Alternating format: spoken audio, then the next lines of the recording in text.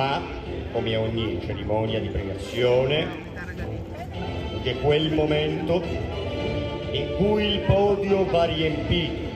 e va riempito a partire dal gradino più basso, il gradino di bronzo, conquistato dalla squadra. Noi ci proviamo! Rashmo, Rambole, Gaia, Marte, Maghera, Joy e Alice, Cengalta.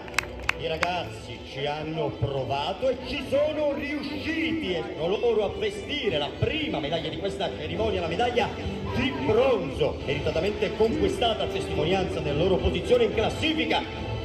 così come i premi in oggetto gentilmente offerti dalla Guidolin, da Marta Morgan, e che ovviamente ringraziamo qualità di sponsor e supporter della manifestazione, così come il comitato premiante non nega in alcun modo i complimenti, le congratulazioni e le strette di mano doverose conquistate. Ovviamente, come avvenuto per la cerimonia questa mattina, anche al capo equipe alla terza posizione, così come agli altri, viene offerta la targa a testimonianza di risultati ottenuti dai loro